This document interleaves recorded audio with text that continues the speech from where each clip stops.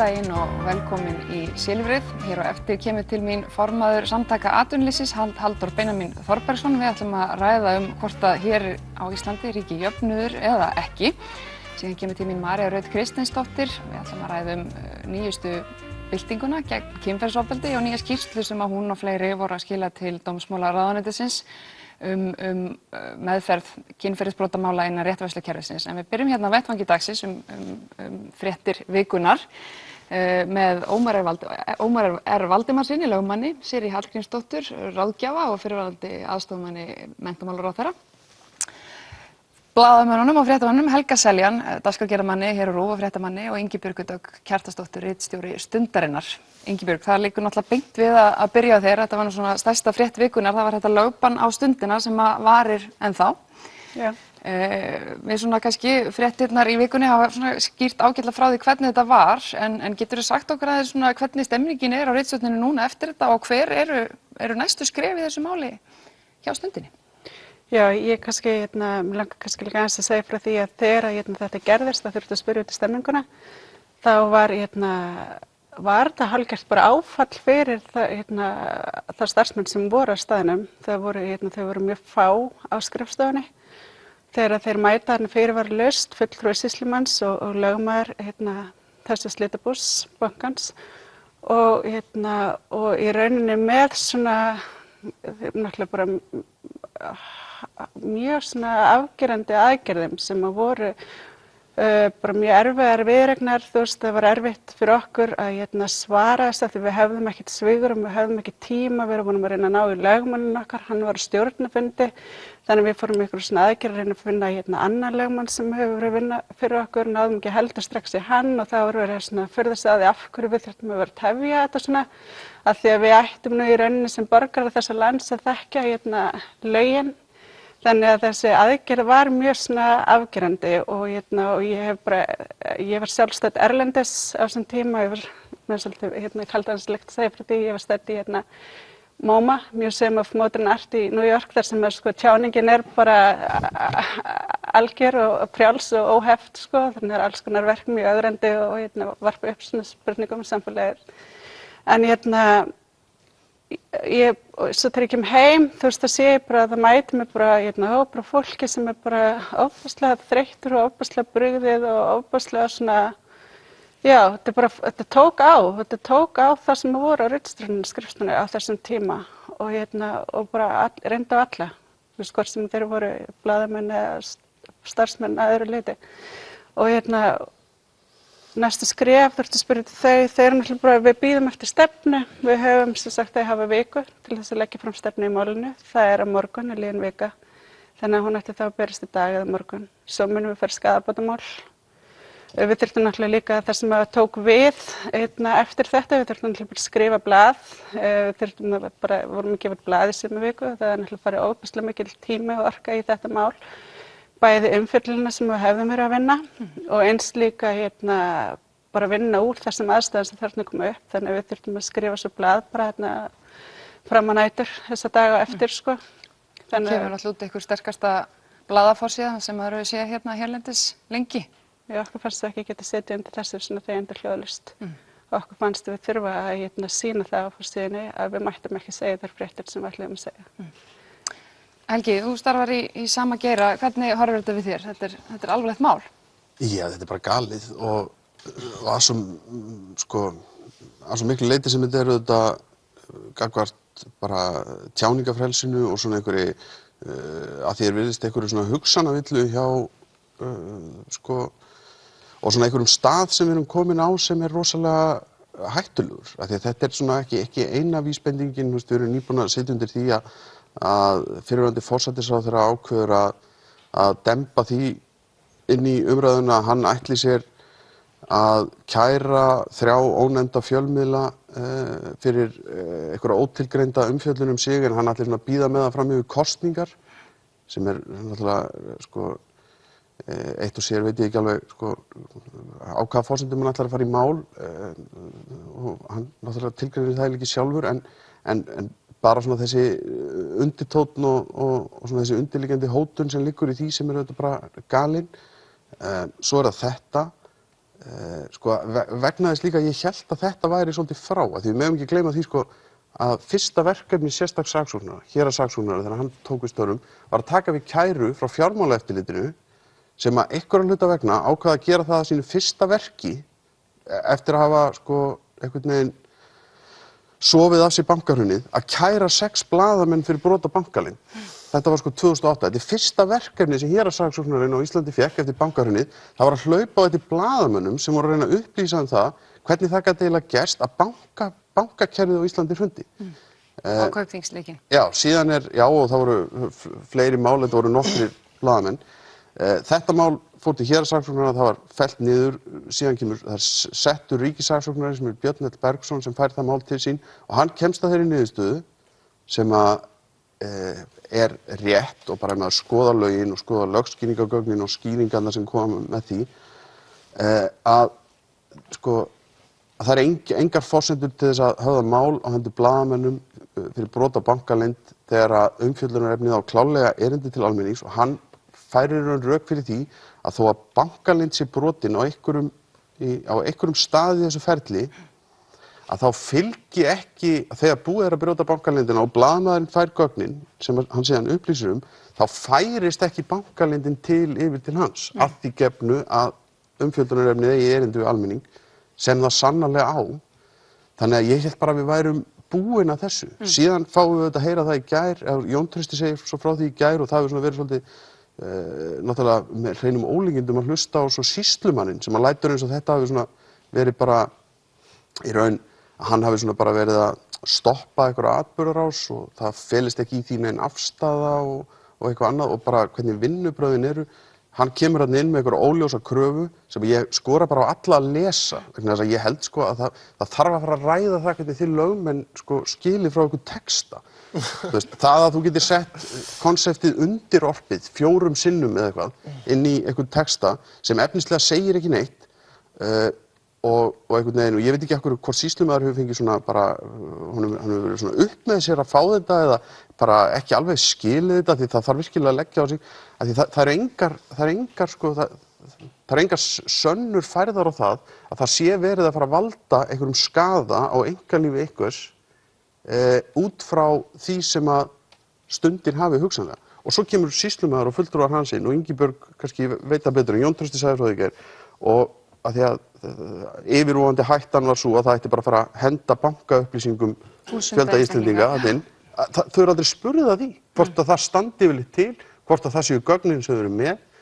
Það er aldrei óskað eftir okkar afstöðu í rauninni í neinum atriðum þessa máls. Og ég velti bara fyrir mig sko með hvernig sýslumaðurinn talar sko þú veist skilur hann ekki afleiðingar gjörða sinna skilur. Ég bara þú veist ég næ því ekki alveg. Ómar, þú ert náttúrulega lögmaður og svo ertu fyrirvænandi blaðamaður, þannig að þú svona ættir að skilja þetta út frá báðum hliðum. Hvernig blasir þetta við þér? Er þetta ekki rétt sem verið að segja? Þetta er svona, virðist hróðvirknislega gert? Jú, í mínum huga er þetta algjörlega frálegt lögbann og það eru öll líkindi fyrir því að því verið hnekkt fyrir dómstólum þegar þetta ræða þangað inn.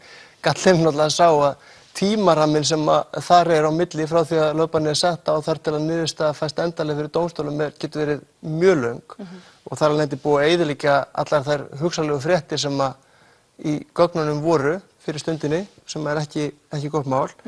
Það er búið að mynda dómavenju og fordæmi og reglur um það hvernig eigi að meðhöndla svona mál og Hæstiréttur sagði í Jóni Ben-málinu að ekki væri efni til þess að setja lögbann þegar umræða efni sem á erindi til almennings var það mál sem að deilur hafa staðið í samfélaginu og gengur ekki nærri einkalífi viðkomandi en óhjákvæmilegt er í opinberri umræðu. Og ég held að þessu er svolítið rétt lýst hjá Helga hvað hefur gerst þarna. Það eru, sko, ég á mjög erfitt með að kaupa að það eru einhverjar samsæriskenningar sem að snúa baki þessu, að þessi sjálfstæðisflokkurinn sem standa baki þetta einhver svoleiðis. Ég held að trúi því enginn í dag. Það sem hefur gerst er það að hérna er einhver Glitnir sem er í eigu útlendinga, þeir fá í maganum við því að það sé hugsanlega að fara að birta þarna upplýsingar fleiri eða þá meiri upplýsingar fjármál forsætisráðherra og verða þá skotspónn skapaðarmáls í kjölfarið. ræða við tryggingafélagið sitt, segja þeir bara fara í beinti lögbann. Þeir fara í Logos og Logos er náttúrulega til í að vinna fyrir 60.000 kall á tíman fyrir Glitni áfram og gerir það. Og síðan fer öll hessingin í sýslumann, lögmenn frá Logos og hann náttúrulega bara leggst flatur þegar fínu lögmennirnir frá Logos segja hann hvernig lögum kyrrsendingu á lögbanni að virka og gerir bara eins og þau segja. Og, þú veist, og við sitjum síðan uppi með afleiðingarnar. En blasir ekki við að þyrfti að breyta þarna, sko, af því að í einhverjum ákveðnum tilvikum er lögbann úrræði, ekkert endilega það kemur að blaðamenn, en lögbann er úrræði sem að getur alveg átt rétt á sér. Liggur ekki beint fyrir að það þurfi samt sem að breyta því að dómstólarnir þurfa að taka við sér miklu fyrir að þessi viku frestur sé í rauninni bara allt of mikill og Já, við erum ekki að tala það er ekki verið að tala sko falsaða lífæðisbuxur eða með fullri virðingu fyrir þeim, skilur sem er svona eitthvað, þú veist, hefðbundið lögbann á Íslandi, þú veist, einhverjar Apple-tölvur eða eitthvað, þú veist, og það er það sem að kemur mann líka svo óvart, að heyra sýslumann sem ég held að sé búin að vera, þú veist, í þessu embætti, með þessi völd svona lengi, láta eins og þetta sé bara eins og hvert annað lögbann, ég bara, þú veist.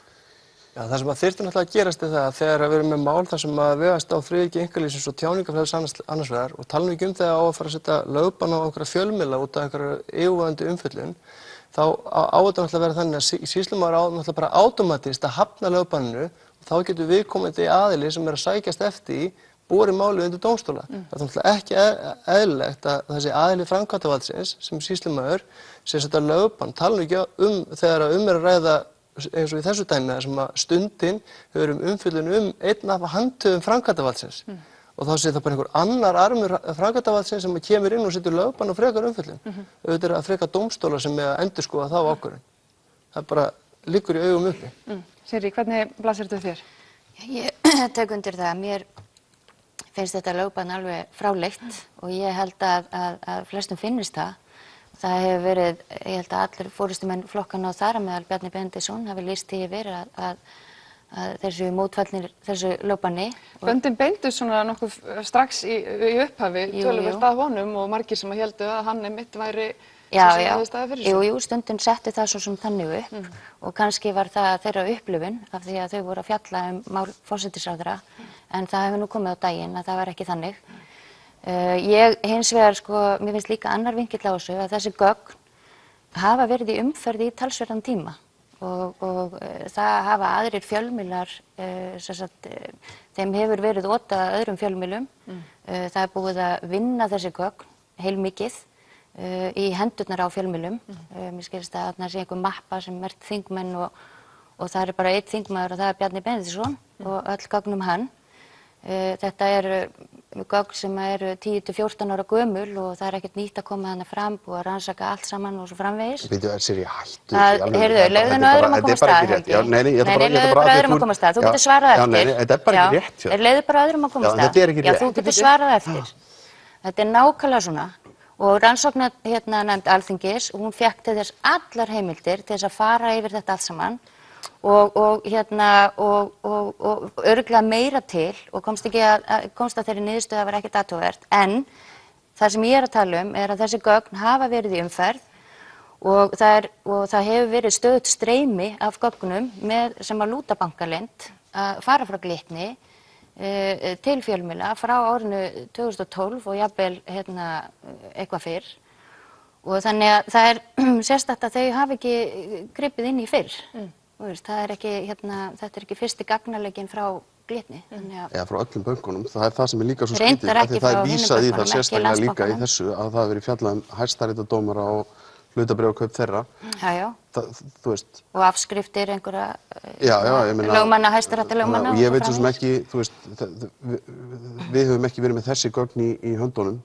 Þannig að þetta hefur verið, þú veist, og það hefur fjallað fullt leka og þeir hafa verið til umfjöllunar mjög lengi, þannig að það er auðvitað mjög skrítið, það er líka skrítið, tímasetningin. En það er auðvitað ekki rétt sem Sirrí er að segja að það sé ekkert nýtt í þessum gögnum og það er margoft búið að hrekja það og þessi umfjöllun eins og hún hefur verið, Það er að segja, fullt af- rannsóknarnefnd Alþingis hefur farið yfir öll þessi gögn. Já, Þó svo einhver einn og einn tölvupóstur sé að birtast í fyrsta skipti í fjölmiðlum, þá er rannsóknarnefnd Alþingis búin að fara yfir þetta og meira til. Það þýðir ekki að það sé ekkert nýtt í þessum Þannig að gögnum það er fyrir almenningi ekkert- í þessu það landi er ekkert- eða blaðamenn sem eru að fjalla um það. Nei, en þetta er samt 10 ára gamalt Já, mál já, sem það er er búið að alveg. En ekki rannsaka segja í að það sé ekkert kjölinn nýtt í þessu- og er af því að núna allt í rannsóknarnefnd Alþingis er búin að einu og er fara yfir núna allt í einu að birtast hérna í fjölmiðlum rétt fyrir kosningar.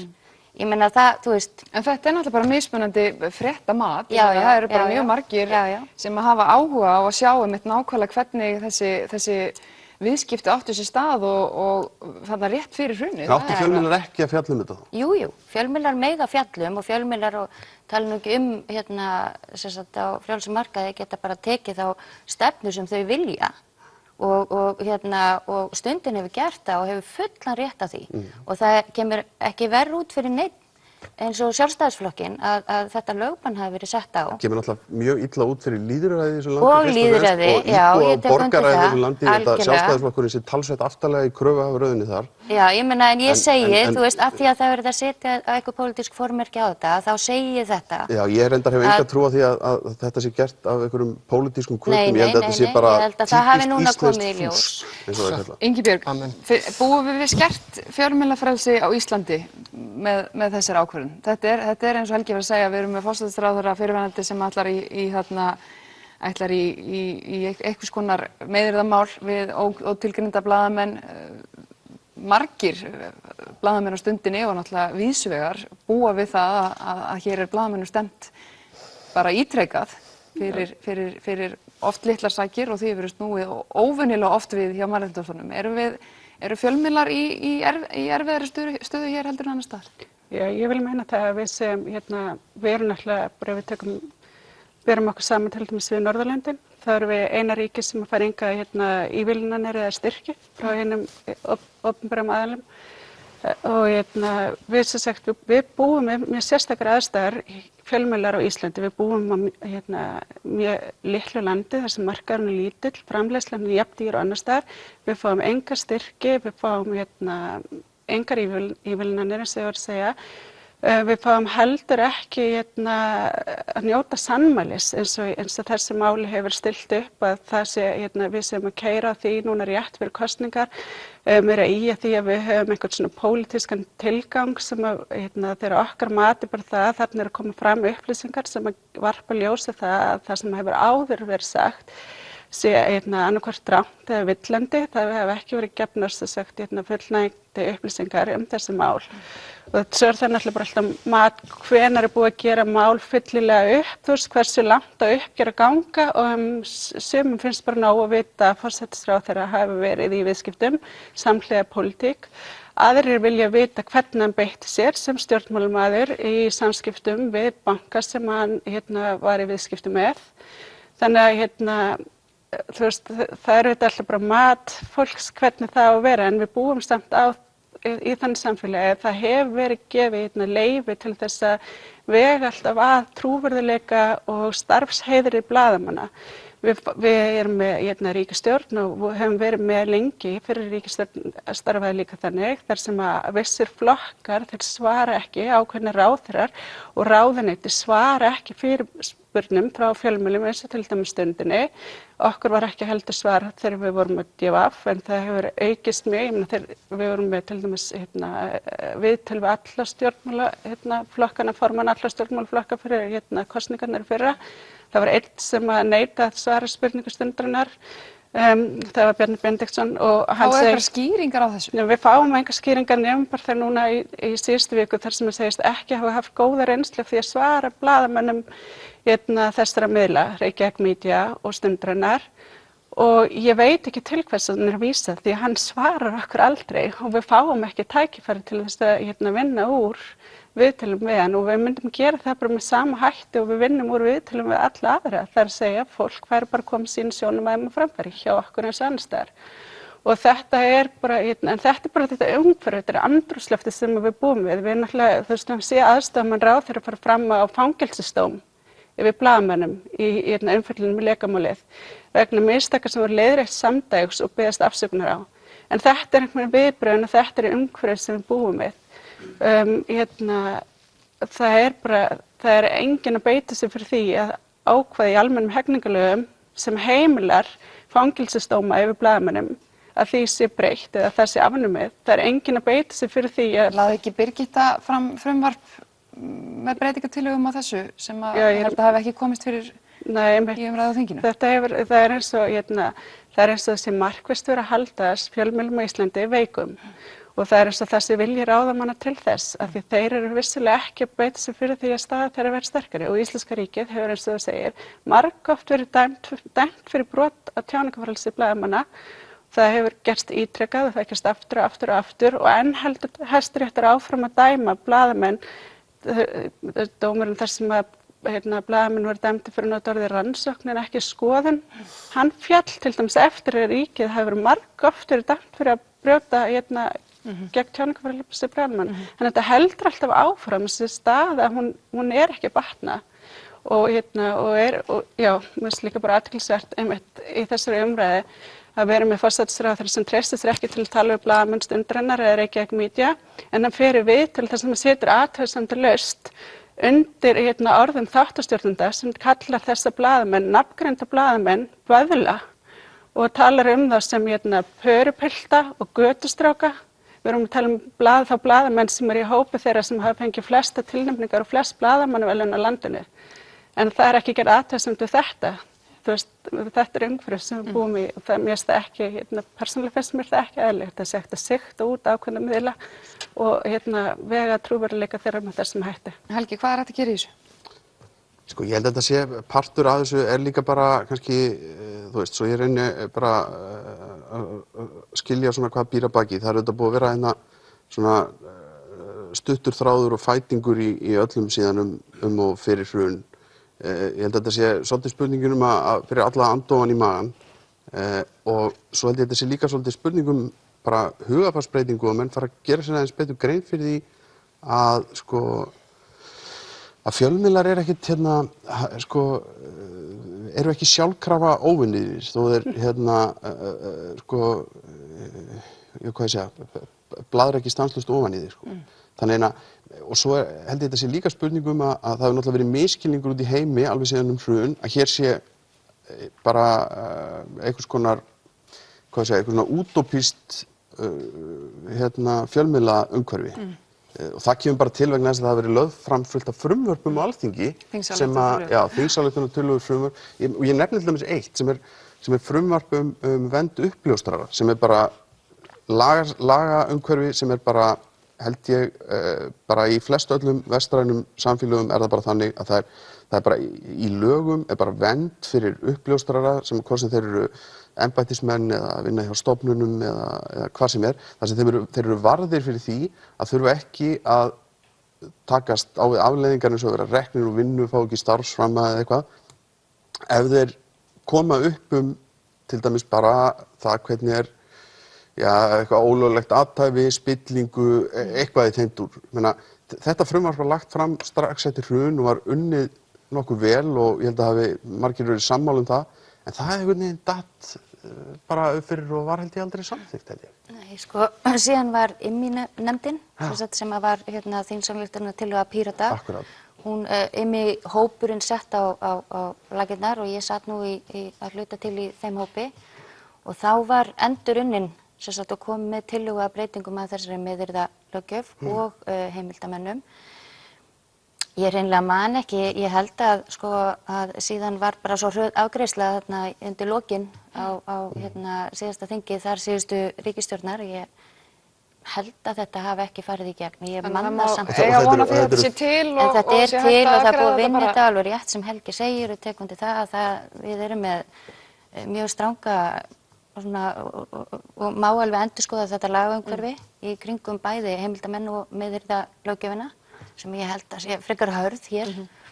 Þannig að en sú vinna hefur verið í gangi og mikið búið að leggja á sig til þess að... Þetta eru 3 ríkisstjórnir sem hafa einhvern veginn verið með þetta á borðinu.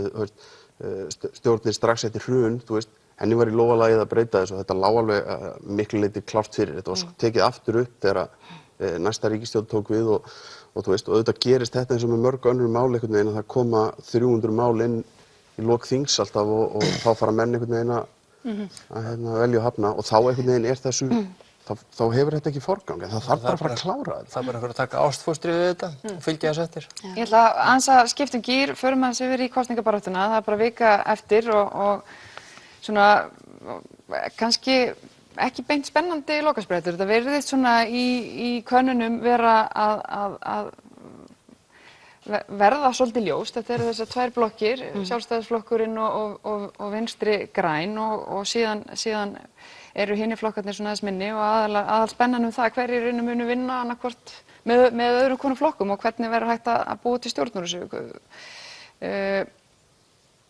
Ómar, finnst þér þetta hafa verið svona ljót og rætin kosningabarátta? Nei, hún er náttúrulega markast rosalega mikið af því hversu stutt hún hefur verið og það sem mér hefur fundist svona svolítið afgerandi í kosningabaráttunni er það að það er ekkert eitthvað eitt mál sem að allir er að takast á heldur eru kosningalofurinn svolítið tvist og bast sko.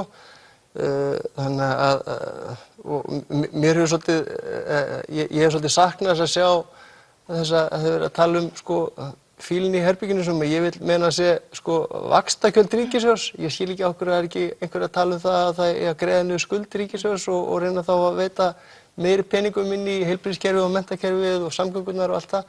En það er bara ekki sérstaklega sexy. Sigríður, hvað snúast þessar kosningar?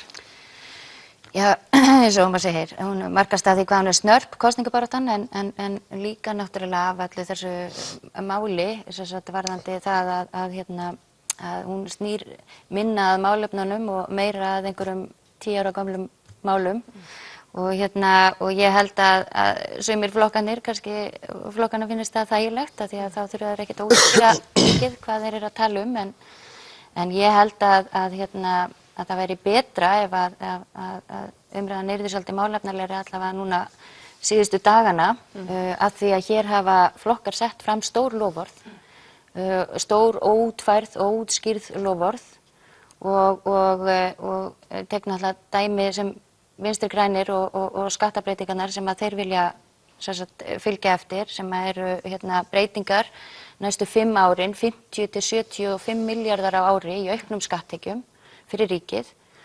Þetta þýðir milljón á hvern skattgreiðanda á næsta kjörtímabili í aukna skattbyrði. Þeir hafa ekki getað útskýrt hvernig þeir ætla að fara því að fjármagna þetta en síðan á móti kemur og hins vegar hefur líka Samfylkingin og Logi, hann hefur komið opinberlega fram og lýst yfir að hann styðji þessa skattastefnu VG.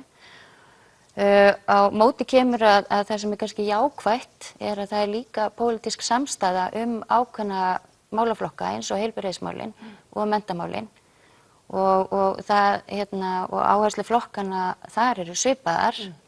Þannig að já, ég myndi segja að það þyrfti kannski að fara að beina sjónum sínum aðeins meira að því hvað flokkarnir ætla að gera vegna þess að annarkvort erum við að fara að horfa á uppbeygju í stefnu í ríkisfjármálum eða áframhaldandi stöðuna eins og hún er og það er þá að geta að vita hvernig flokkar ætla að fylgja því eftir. Takið þið undir þetta, Helgi, er svona mikil verðbólga í kosningaloforðum? Já, það er það sko. Venju samkvæmt það er alveg rétt, og það er alveg rétt sem að Sirrý er að segja, svo detta upp svona mál eins og það til dæmis að þetta með að svona tæma bankana af eigið fé, þar finnum við allt í einu og að því að Sirrý var að tala hruni, þá er samt alveg svolítið magnað hvað þetta hrun virðist hafa gert okkur rík.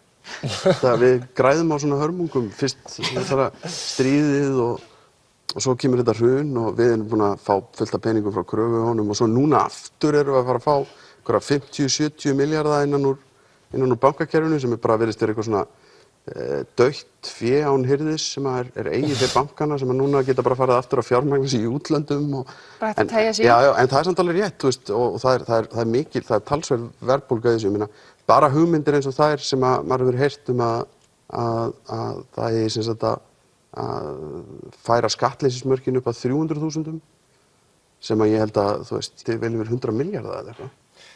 Síðast með dýrasta kosningalofur hlýtur að vera þetta ruglarnir miðflokknum það að nota hlutabréfin. Eignast beita forgangsrétti til þess að eignast Arion banka og hvernig á að gera það. Það á að greiða fyrir það úr ríkissjóði og síðan á að afhenda aftur hluta þessum peningum í formi hlutabréfa til skattgreiðenda aftur, eða þriðjungina. Þannig að kaupa, nota peningana okkar til þess að kaupa bankan og afhenda okkur síðan peningana aftur. Þetta svona hókus-pókus-pólitík sem er alveg... En þetta var þetta ekki fyrir síðustu kosningar eða þar síðustu kosningar, það var líka eitt af kosningarloforunum að það ætti að afhenda okkur öllum hlutabréf í Landsbankanum einhvern veginn. Já, en það var ekki útfæra það reyndar með öðrum hætti, en það er rétt. En það er samt alveg rétt, að það er sko, þú veist... En þetta snýst bara meira og minna bara það hvernig við ætlum að útdeila og skipta þessu niður í þessu gríðarlega góðæri sem að Já. Má ég ekki bara fá peningin í staðinn?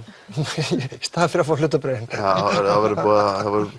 það voru Ómar fann að skreita heima hjá sér í júlí en ekki í september eins og hann gerir núna fyrir júlí. En ég held að sko, það sé samt alveg rétt að þú veist, mér finnst svona meiri samhljómur með öllum þessum flokkum svona að mörgu leyti núna heldur en oft hefur verið, en þetta er fullt sem að aðgreinir og þá erum við þetta bara kemur einhverju svona grundvallarpólitík það hvort eigi að vera hærri eða lægri skattar eða hvort eigi að vera skattar á eignir eða ekki og svo eru þetta alls konar svona óljóst í þessu líka, til dæmis bara þú veist það að það er ekki að hækka álögur á almenning eins og Vinstri grænir hafa verið að tala og helst ekki að hækka álögur á fyrirtæki en svo einhvern veginn virðist vera svona auðlindagjöld vera þú veist fyrir utan það og ýmislegt annað en auðvitað er þetta líka bara Svo er þetta oft bara svona keppni eins og nú yfirleitt bara í pólitíka, þá er þetta bara svona eitt stór svona frúin í Hamborg-leikur, það er allir að passa og segja ekki já og nei eða þú veist, eða tölur eða... En ég var að velta fyrir mér þá stórar fjölskyldur hljóta þá eignast ansi stóran hlut í Stóreignafólk í Arion-banka? Já, í Arion-banka. Ég reiknaði út sko, eitt af því sem Samfylkingin hefur talað er að tvöfalda barnabætur og samkvæmt fjárlagafrumvarpinu fyrir 2018 áttu barnabætur að kosta 10,5 milljarða. Þannig að ef við tvöföldum það, þá hlýtur það að vera 21 milljarður og sú hækkun mun kosta hvern einasta vinnandi mann í landinu 62 skall. Þú veist, meika það sens? Ingibjörg, hvernig sko þetta er eins og þau voru að segja, þau eru flokkarnir mörguleyti sammála en að verðist vera sem það sé líka svona bara persónu ágreiningur. Mönnum líkar ekki að vinna saman og hafa náttúrulega kannski margir erfiða sögu að baki í samskiptum við hvort annað. Hvernig séru fyrir þetta verði eftir kosningar? Erum við að fara að horfa fram á aftur svona ofboðslega erfiða ríkisstjórnarmyndun og kannski eitthvað svona ríkisstjórn sem langar helst ekki að vera saman neiðist til að gera það? Já, þetta er náttúrulega svolítið áhugavert því að nú erum við að ganga til kosninga ári eftir að það var kosið síðast og það hefur gengið ágætlega að byggja upp sem sagt í samfélagið svona efnahagslega á þessum tíma sem að þessar ríkisstjórnir hafa verið völd núna síðast og sem sprakk þar áður út af Panama-skjölunum. Það hefur margt verið að ávinnast í þeirra tíð en þær að springa út af starfsháttum sínum, það að segja út af einhvers konar leyndarhyggju og meðferðarvaldi sem almenningi ekki sem almenningi mislíkar svo að ríkisstjórnin springur. Og það hefur núna gerst sem sagt í tvígang á mjög skömmu millibili og ég held að framtíðin kannski ráði svolítið af því hverjir þetta mér finnst það svolítið verið svona spurning sko við erum að takast á gildi og við erum að takast á bara svona siðferðisleg mörk hvar þau liggja og hvað við ætlum að leyfa okkur sem stjórnmálamenn og ráðamenn þú veist hvað við ætlum að leyfa þeim mikið rými til þess að athafna sig í eigin þágu og ég held að líka þú veist núna komið kosningar þá komu loforðin þú veist þá einhvern veginn færst allir flokkar nær miðju allir vilja efla velferðarkerfið eða heilbrigðismálin og þessi mál sem svona kannski standa svona hjarta þjóðarinnar næst en ég held að kannski samstarf flokkana kannski líka svolítið því hvar hvernig þeir sjá þessi hvar gildi er að liggja svolítið. Traust bara. Traust, já. Við komumst ekki með þetta lengra. Kærar þakkir fyrir komuna Öllsumul. Takk. Halldór Benjamín Þorbergsson, formaður samtaka atvinnulífsins, sest hjá mér eftir örskamma stund.